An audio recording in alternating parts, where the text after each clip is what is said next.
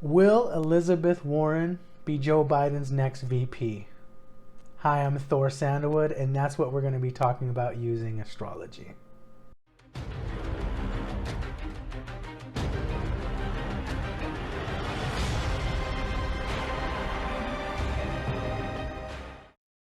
Okay, guys, so today I wanted to look at Elizabeth Warren's chart and see if she could be Joe Biden's potential VP pick. However, I kind of want to share with you guys a few economic articles, and I'm going to tie it into Elizabeth Warren. You guys will see the method I'm using to tie this all together, and why, with just watching the news and watching how things were unfolding in the world, I'm able to look at this and say, okay, Elizabeth Warren is definitely an important contender.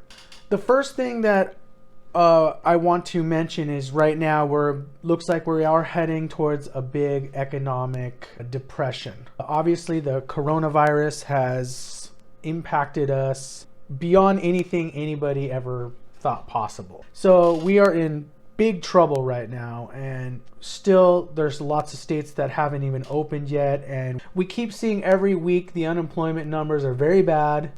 Between 3 and 6 million has been the average weekly unemployment claims for the last 6 weeks, and that's not really a good record to have, guys. So the issue that we're having now is that we're going to have a lot of the Republicans, we're going to have Trump and all the other Republicans claim that, well, you know, this economy was so great, and now the pandemic happened, and oops, you know, the economy went down the tubes. And I'm going to be, and I want to put myself on the record to put their information, and this is going to be connected to Elizabeth Warren as well, because she was putting out information that, hey, things do not look good. Looks like we're heading towards an economic crash, and we're going to look into that. So what do I mean that things weren't already looking good? Well, the signs were already there that the economy was struggling quite a bit. So the first article I want to show you guys is this article from almost a year ago, from May 23rd, 2019. And the article is, millions of Americans are only $400 away from a financial hardship. Here's why. So we were already knowing that basically no one had any form of savings. The credit cards were being maxed out. People didn't even have $400 saved. That's how stretched everybody was. The way the economy's been set up, especially with the stagnant wages for so many, the last couple decades, is that people are kind of just looking at their finances differently than they might have 50 years ago. 50 years ago, people might have looked at, okay, if I have extra money, I should take that money and save it and put it in a bank account, and that bank account earns a good interest rate, and I'll make a return on my investment. Nowadays, and with the structuring of the economy, you don't get any percentage, you don't get barely any interest if you have money in a savings account. We actually might get in the negative interest rates very soon. Right, so it kind of switched to a mentality of, and I have a lot of friends and people I know that were kind of in this. If you have extra money to spare, that, okay, well, say you have $500 to spare. Ooh, well, I could get a nice flashy new car, and that $500 could go to my monthly payment for the new car. So people were expanding in their minds with credit, not really savings. So, I mean, that tells you that we were already, in the article it said 27% of adults would need to borrow or sell something to pay for an unexpected expense of $400. So, I mean, it just shows we were already teetering where just one little pop of the bubble, people would basically fall flat. So right now we're seeing a lot of people filing for unemployment, not seeing a check yet. And a lot of those people were $400 away, so they're already struggling. So that was the first article. The second article is the Fed runs repo Tuesday amid worries about keeping its benchmark rate in check. If you guys remember, this is back in September of 2019. It was talking about the overnight repo bailouts, that the Fed was having to step in overnight and provide liquidity to all these banks. So we were already seeing things were not that stable, and they were having to do that pretty much almost from last summer throughout this whole year, they've been having to do this. So this is nothing new. Okay, so we saw that the problem was there. A third article, the U.S. bond yield curve has inverted. Here's what it means. Now, I don't have too much educated on finance, but I know that when the bond yield curves invert, it's a flash of an incoming recession. It's been a great recession indicator. And that article was from March of 2019. So, I mean, we've been already a year away. A year ago, we were already seeing these big signs that something was coming down the pike. Fourth article.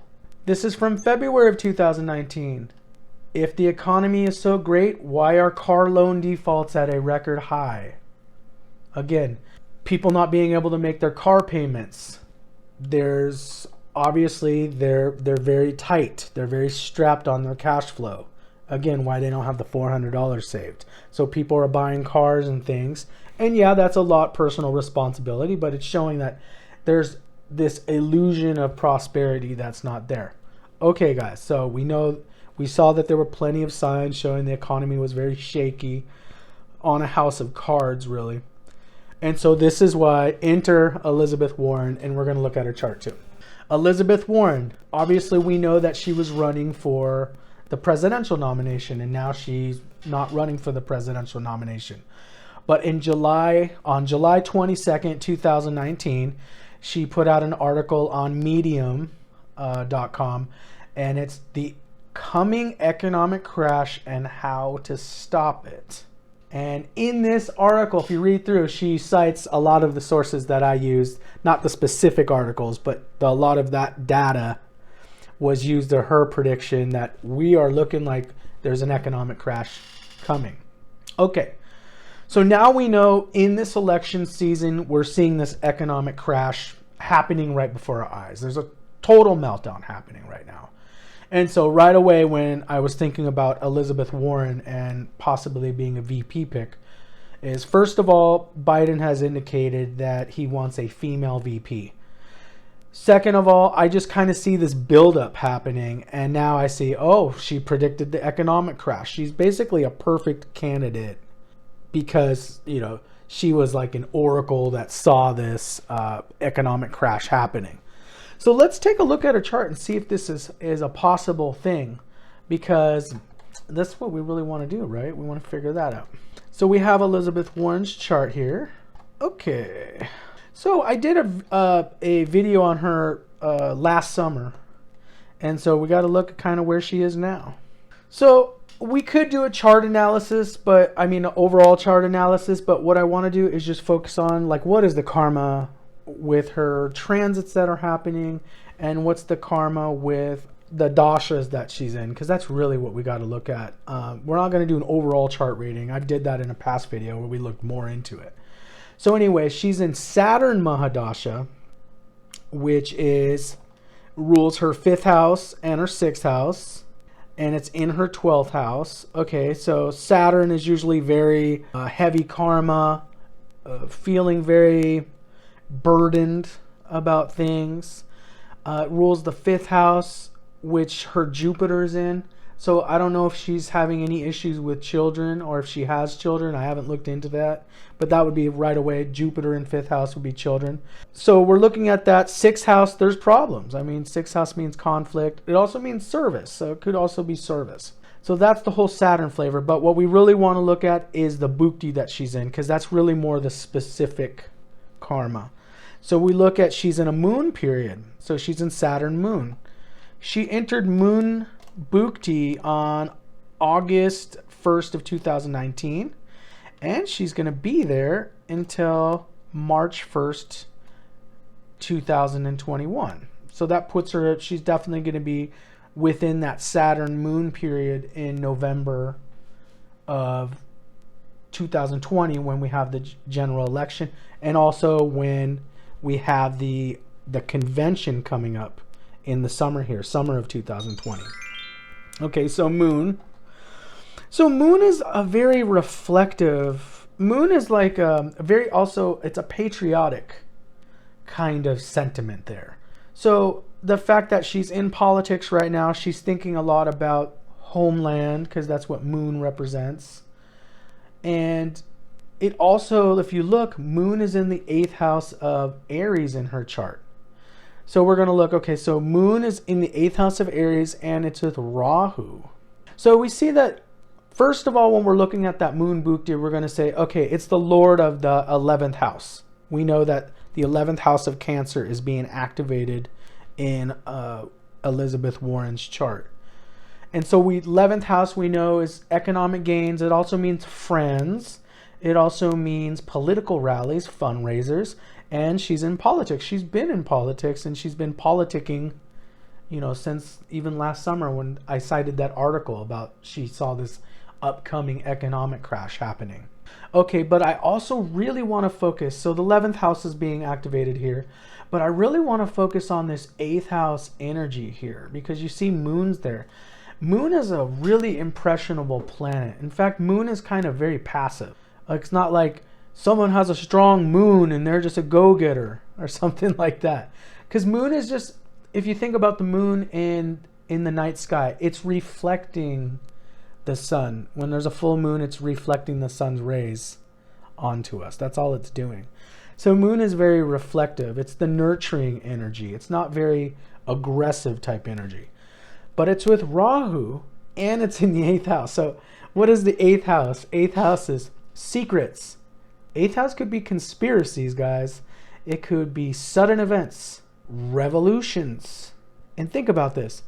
The moon in the 8th house. The homeland is in a period of revolution.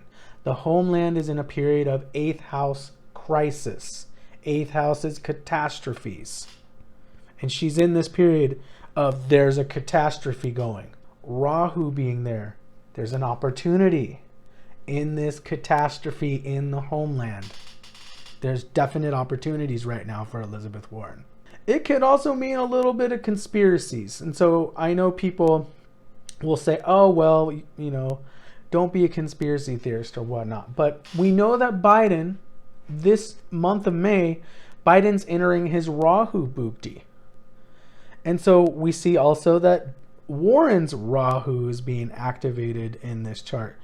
Rahu can kind of, it could be deceit, but Rahu can also be that conspiracy. Oh, we're taking advantage of a situation. We're taking advantage of this. And so, I mean, Rahu being activated can also mean that there's a somewhat trickster individual around you.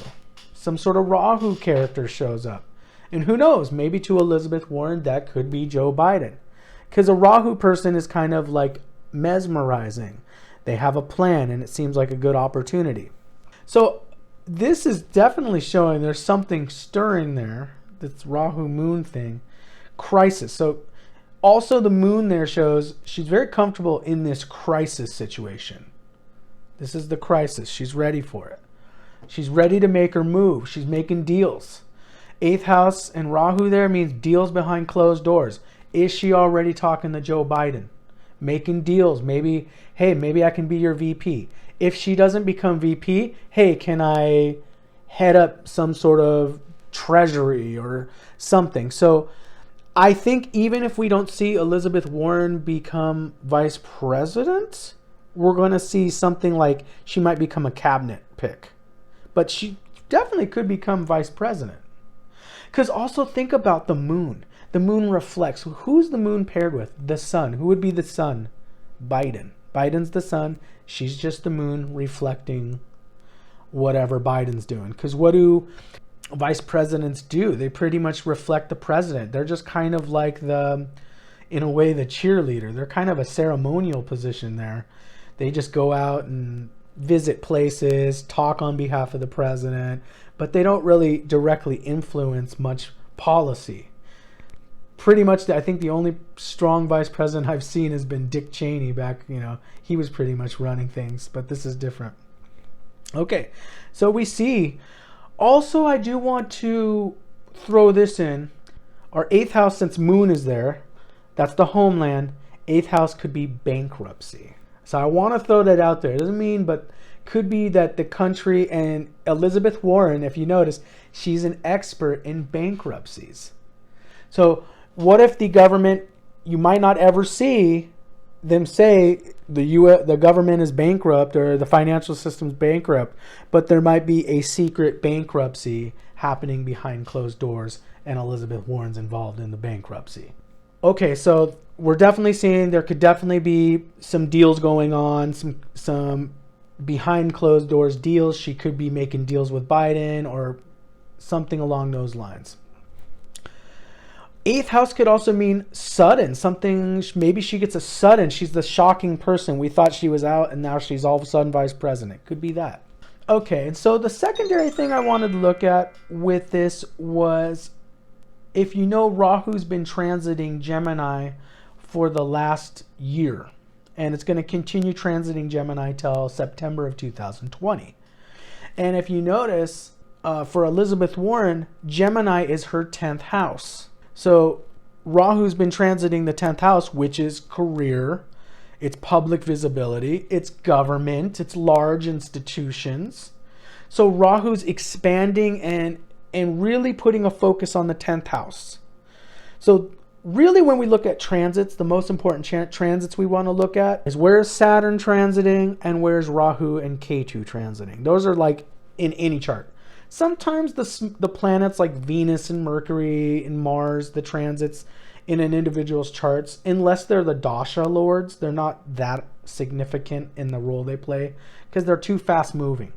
The larger planets, the slower moving planets, are the ones that really put a lasting effect on our lives. So 10th house of Gemini, and if you notice that her Venus is there and the sun is there. And so we got Rahu transiting her sun, and it looks like it's going to be going backwards and transiting that sun. Again, that's public visibility, power, that's being in the spotlight. So I would say, guys, that there's a great possibility that Elizabeth Warren could be chosen as Joe Biden's vice presidential pick. Also, I think that this could be the pick because Elizabeth Warren kind of represents that more liberal side of the Democratic Party. The very left wing, like your Bernie Sanders people, could maybe rally behind Elizabeth Warren. So I could see that being a strategic choice for Biden. Biden's like more of the mainstream candidate.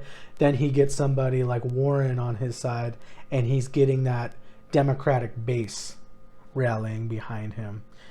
So that could definitely, if Elizabeth Warren doesn't get the VP pick, like I was saying, she probably will get some sort of role in the government, something big like Secretary of State or Treasury. She probably would be more in the financial things because I know she's had a background in the bankruptcy, in the financial things, like she was involved in she had a lot to say about the 2008 financial crisis.